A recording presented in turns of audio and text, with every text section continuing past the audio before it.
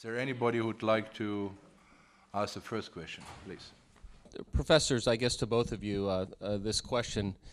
Excellent presentations, excellent points in the presentations regarding the need for increased food productivity for obvious reasons. Question in regard to the message. The message to us is loud and clear. The facts seem to speak for themselves. But why aren't these facts, and why isn't this realization being known and seen and accepted by the policymakers? The governments that you've talked about here that need to engage in the acceptance of science and the acceptance of realization that we're not going to have the food in the future to feed the masses. If we're not the right purveyors of that message, who is? Why isn't that message being accepted? Because we've seen and we've heard this many times, and we know that you and many others have made these arguments in front of those policymakers. Why is that message not being accepted, in your opinion? Well, I can speak as someone who is an advisor to the British government, and I think it comes down to two things, really. Politicians are very, very nervous at the moment of being seen to talk in terms of industrialized farming, because they've just spent 25 years telling populations that they were paying a lot of money into supporting farming in order to encourage a sort of less intensive, more environmentally friendly farming. It's all complete rubbish, of course, because in my 30 years in this, I have generally found that larger industrial farms are more protective of, spend more money on conservation, better managers of the countryside. It's this whole image that has been created. Now, you've also got around them, if you think about it, and this applies across Europe as well as, in Britain, you've got senior civil servants are now people who've been in their jobs or been in that area for 20 or 30 years. What has their whole experience been in there? It has been pushing these sort of more environmental schemes. They haven't really ever had to confront the idea of efficiency, productivity. It just wasn't an issue for these people. So you're really asking, first the civil servants to, well, this is what you've done all your life, but really you've got to stop and change course. It's not very easy, to be truthful. You've got politicians who might privately, they certainly got very nervous when food prices started to go up. Then, of course, we had a world record harvest, and although the rate of inflation in food prices fell, it didn't go negative or whatever again, but it stopped politicians having to worry too much. I think, it's a rather terrible thing to say, I think if we'd had a second year of rising food prices, you'd have seen action very quickly then. But we do have now a rise in food prices again. And, I'm reminded of something else in Britain. They've just brought out a plan a few months ago. I mean, these are 2-3 years in the making. They're prepared by people who have been there, as I say, years before. It does take several years, I think, for these mindsets to change. But politicians privately, or certainly in Britain, might be a lot closer to what I was saying than the public. But they're cowards, of course, because they're politicians. And what they really want is someone else to push the debate along. And of course, at the moment in Britain, I'm sure right across Europe, anyone who stands up and says, well, actually, I think that we should have more of this intensification, they tend to be almost vilified by, hysterical chattering classes who are well-fed and never really thought about any of these issues at all. So you just have to keep saying it on every opportunity. And I repeat what I said in my talk, because I feel very strongly about it. I think the whole of the industry, farmers, crop protection people, they put their heads down. They say, we don't want to get involved in this debate. It's too difficult for us. We'll attract unwanted publicity. Let's keep our heads down. Terrible mistake, because they handed it all over to the people who are really their enemies. Okay, thank you. Are there more questions? Sorry. My answer is in line with what you've said.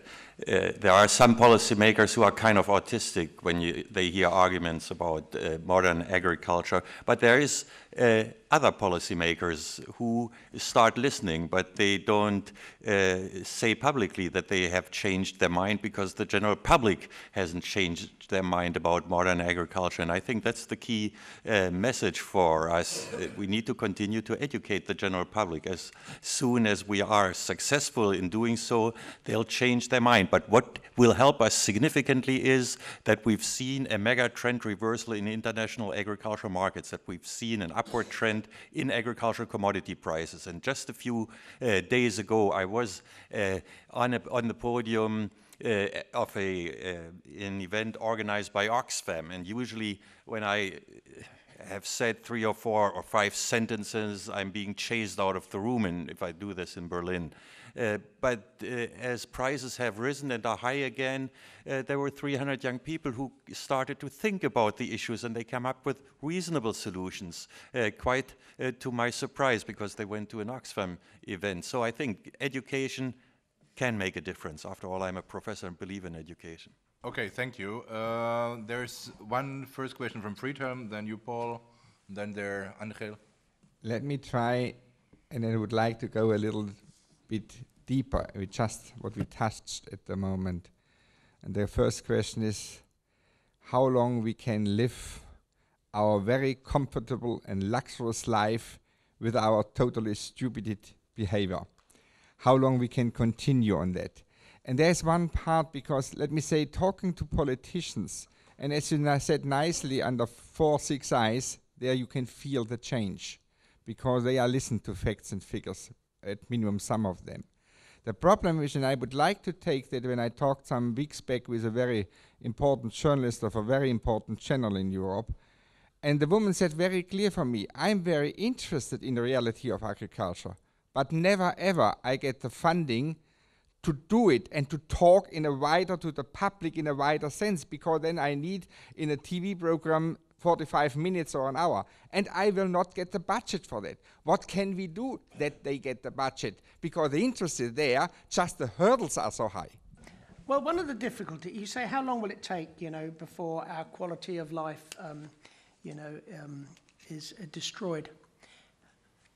Perhaps we shouldn't look at it as just going from black to white. It is already the case that these events I've spoken about are affecting our quality of life. The trouble is it's being wrapped up with other things, such as the downturn in Europe, and therefore people don't necessarily pick on one thing such as higher food prices. They realise they're not as well off as they were. They realise the quality of life wasn't quite that it was, but they're still having all these facts and figures thrown at them by governments. I would say this, one would hope that in about 3-4 years this downturn will be behind us and the economy will be recovering. But by that stage, I think we will also find that the cost of our food is considerably higher than it is today, and people will, by then, I think, be asking of their politicians, why is this the case? Wouldn't like to suggest that people are going to be suddenly hungry on the streets or whatever. They're just going to find that they're cutting down, they're not getting they can't afford the sort of things they used to spend their money on in terms of food, and of course they'll be cutting down other sectors of the economy. So it's more, a steady change, as it were, in a rich country like Europe, as I say, much more dramatic for the rest of the world. So, but how do you get I think we're back to the point that was made a little earlier, really. It takes time. You have to, you had some seminal events that, drove public opinion in other directions. Not only was the cost of food getting a great deal cheaper, but, we had things like mad cow disease, which unfortunately set the whole relationship between science and farming back many years. That is hopefully now fading away in the public memory, but I'm afraid there are events which did have a very big effect during the 1990s in persuading the public that somehow or other we shouldn't be pushing science and food. And you just have to recognise it is perhaps a rather long-term thing. And if you don't, at every opportunity, try to bring these points out, if you don't act as though you believe it, don't expect anyone else to. I would carry the argument even further. In many European countries, we see increasing tensions about the ethnic diversity in these countries. And with sustained high prices, I think we can expect that international migration, legal migration or illegal migration, will continue to increase significantly with all the attendant costs for the countries affected by immigration and by immigration. And I think this will also help people change their mind. If refugees from other countries, from poor countries, start knocking at our doors in large numbers, I think that will change the public opinion about world food security and productivity of agriculture. Thank you. Next question was Paul. Paul Leonard from BASF. Again, thank you for an excellent session. I'd like to make a couple of observations and maybe identify one or two white